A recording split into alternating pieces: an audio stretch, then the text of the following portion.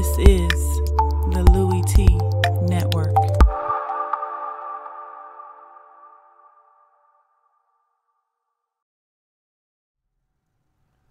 Who else could it be but me, your man, Louie T? Welcome to the 2018 playoff coverage here on the Louie T Network. Of course, I'm your set man, Louie T. Thank you for joining me on this program as we preview and predict all of the matchups in Wildcard Weekend. Now talking about the nightcap on Saturday night. The Los Angeles Rams, the surprise team of the NFC, winning the NFC West Division with the 3rd seed overall, hosting the Atlanta Falcons, the team that represented the NFC in the Super Bowl a season ago as the 6th and final seed in the NFC playoffs. Should make for compelling football. This is probably going to be one of the better games of Wildcard Weekend. If I had to put my money on one game being an outstanding contest coming down the wire, it would be this one. A lot of fireworks. Should be a lot of fun to watch as these two teams have a lot of similarities with them in the way that they approach the game.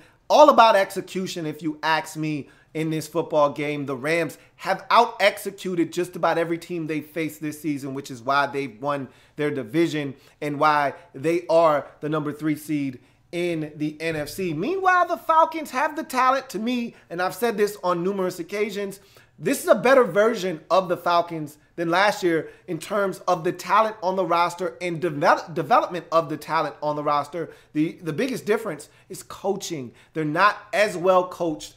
Most notably, Kyle Shanahan in the offense. I think there's a little bit of a drop-off there between Shanahan and Sarkisian. But again, I think the defense has improved. Those young guys that were rookies are now second-year players and playing at a much higher level. I think Marquell Manuel has this defense playing a lot better than they were playing a season ago. So I think there are a lot of similarities between the two teams, but I think the Rams are the better executing team right now, more so than the Atlanta Falcons are. And that's why this game is being played in Los Angeles rather than in Atlanta. But that's nor here nor there. When you look at these two teams, and I want to start with the Rams in this game because I think the Rams are a team that are as dangerous as anyone in the NFC playoffs. Their offense is the best in the league. If you ask me, top to bottom, when you look at this Rams team, the way they're put together offensively, they're just a tough outfit to stop. That's what made what the Minnesota Vikings did to them about 3 or 4 weeks ago so impressive, is because it's so tough to stop the Los Angeles Rams because Sean McVay is a genius when it comes to the offensive side of the football. He's taken Jared Goff from a less than stellar rookie to a second-year phenom in the league. Jared Goff playing out of his mind. You've got Todd Gurley, the second, back to one of the best players in the league. Remember, his rookie season was ridiculous. His second season, not so much. He's back to that rookie season form that made him a star in this league. He is in the discussion for MVP, if you ask me. He should be right up there with Brady and all of the other guys that they're going to consider for the MVP trophy this season. I think Todd Gurley should be right there in that same breath because he's been outstanding catching and rushing the football equally as well, doing both. And so he's tough to stop. He's a mismatch nightmare. And if the Falcons can't stop him from catching it out of the backfield and then getting yards after the catch, it's going to be a long day at the office for the Falcons defensively because he himself creates so many mismatches out of the backfield as a pass receiver. Go ask any team you like. Go ask the Seattle Seahawks, who had to find out firsthand what Todd Gurley can bring to the table as a pass catcher. Go ask the Tennessee Titans, who had to find out the hard way what Todd Gurley brings to the table as a pass receiver out of the backfield. So if the Falcons can't neutralize him out of the backfield, it's going to be a long day for them trying to defend this Rams offense. But then it doesn't stop there. This is what makes this Rams offense so dynamic and tough to stop, is that then you go to the receiver position and they've got an assortment of receivers that can hurt you. What's going to hurt them in this game, though, one of the best third down receivers in the league this season was none other than rookie Cooper Kupp, who is out for this game. That's going to sting for this Rams offense. He's been clutch for them in so many different ways, and especially none bigger than third downs, which is the money down in this league. Cooper Kupp being one of the best receivers on third downs in the league, along with Adam Thielen. So that's going to hurt them, but they still got Samuel Watkins. They still have Robert Woods. They've still got Josh Reynolds and a number of different guys, Farrell Cooper. So many different guys that can hurt you at the receiver position. And don't forget about Tavon Austin, who is always an X factor and one cut away from making a big play.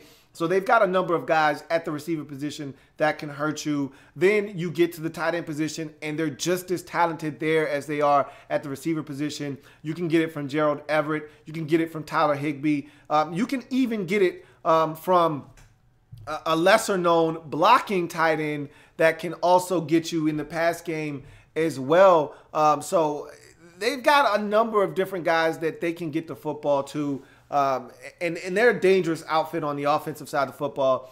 And they've scored the most points in the league this season. They've got the biggest point differential. They're dangerous.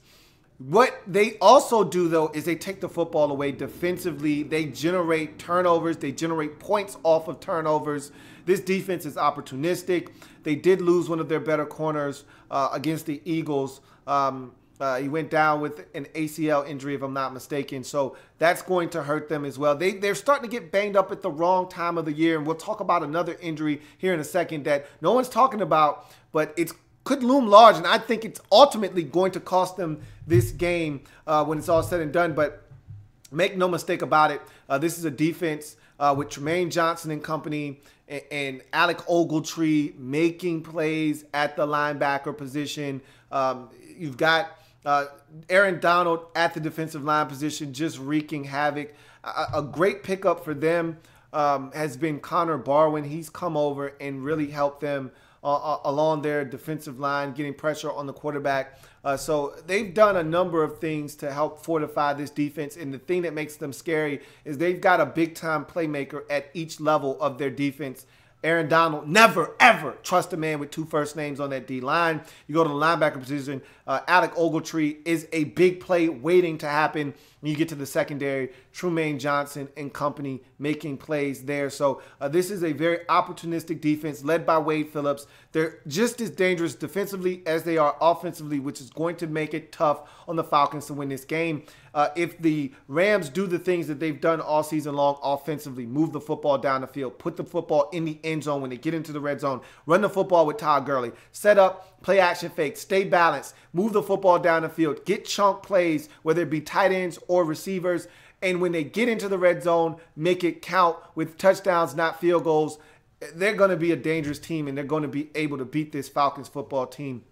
But if the Falcons, and let's go on to the Falcons, are able to do a number of things, they're going to have just as good a shot as the Rams of winning this game. And for me, it starts with the Falcons on offense. They've been lackluster on offense. They've been doing just enough. To me, the defense is actually ahead of the offense as we speak. The loss against Minnesota, that's not on the defense. That's on the offense. When you don't score a touchdown and you're reduced to 9 points at home, that's an offensive problem, not a defensive problem. When you only give up 14, you're supposed to win, as they did in that Minnesota Vikings loss.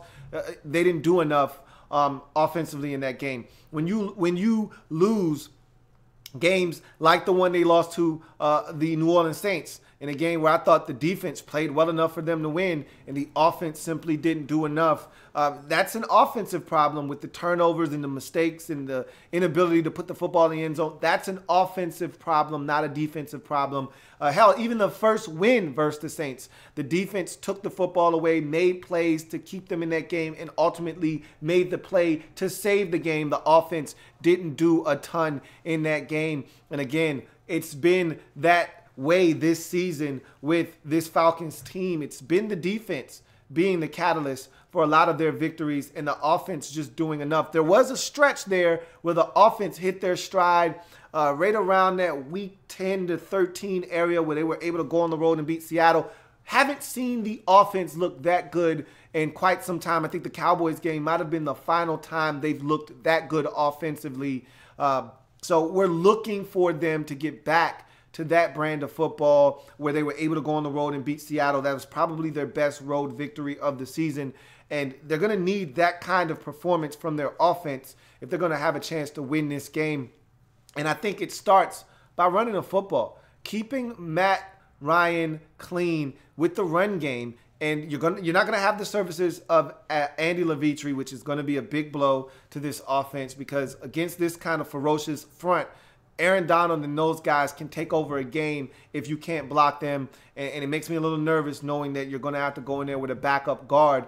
That being said, you're going to have to run the football. And if you can run the football with any kind of success, it's going to keep the Rams on their heels, stop them from being as aggressive coming after Matt Ryan, which will allow you to make some plays in the pass game. And even then, even if the run game isn't as effective as you would like it to be, I think you need to run some screens, some quick hitters, get some guys involved. I know Gabriel injured himself. I think it was a hamstring injury, if not last week, the week before last. Either way, I don't think he's going to be ready to help you in this game. But you've got other guys, Marvin Hall, for example, Julio Jones, another speed demon. Get the football in the hands of playmakers quickly in the screen game to slow down that Rams rush. Don't allow them to tee off on Matt Ryan, because Matt Ryan, it has been known to do some careless things with the football when pressure is applied.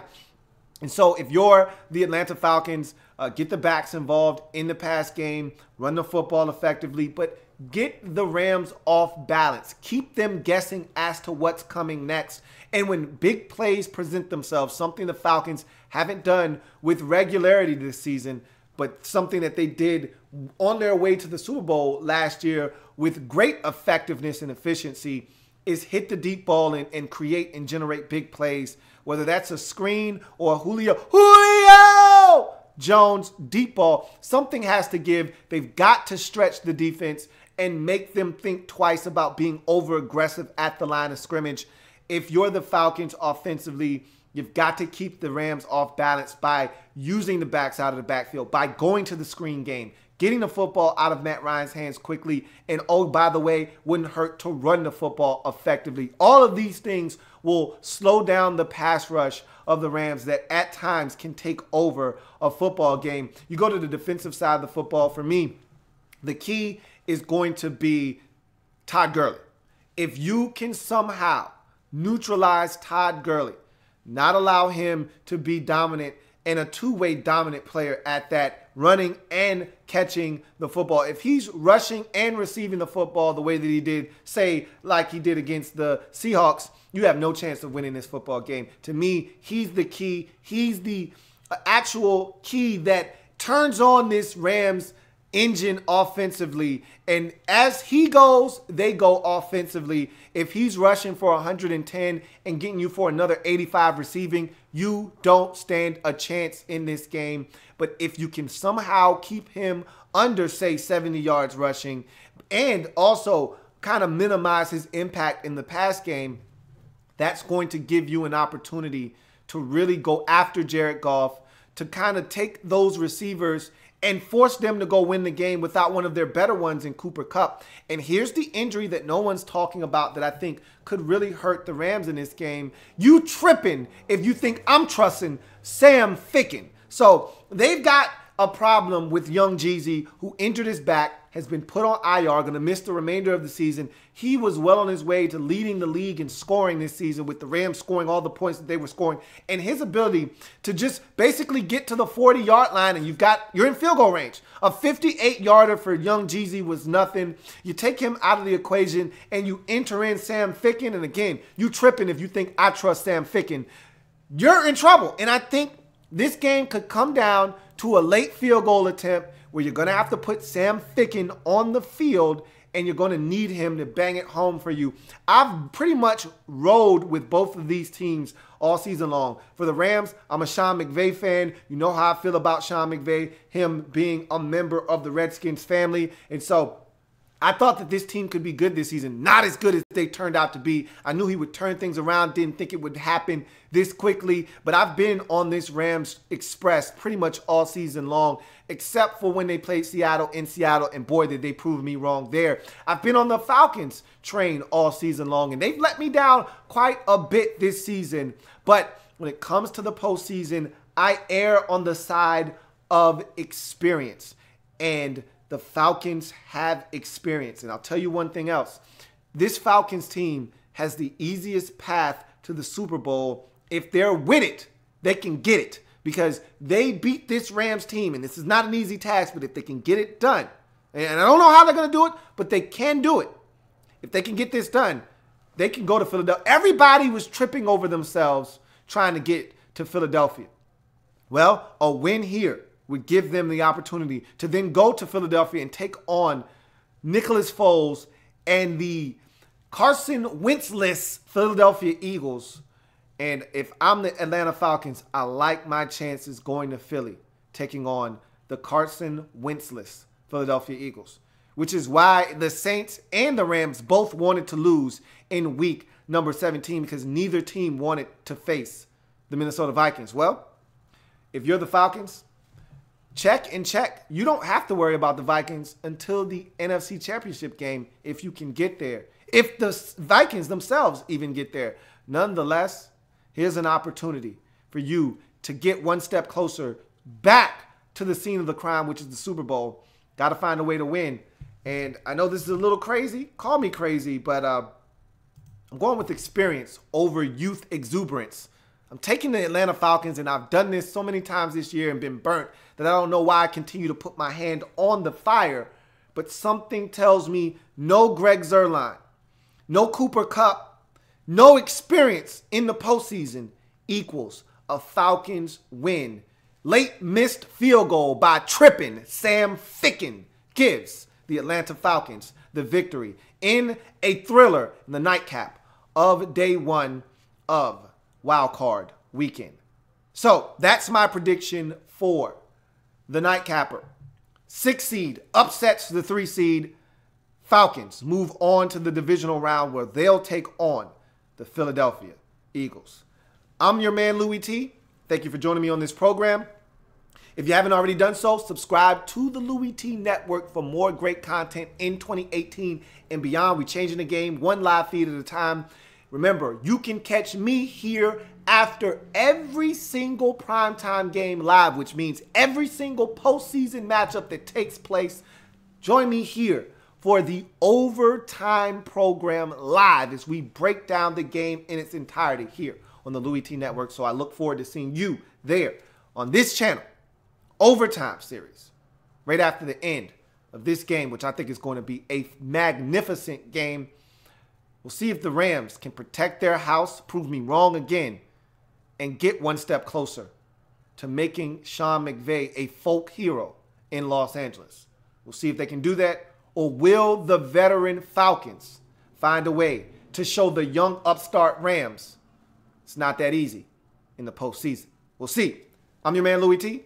Signing off. I'll see you next time. Have a good one.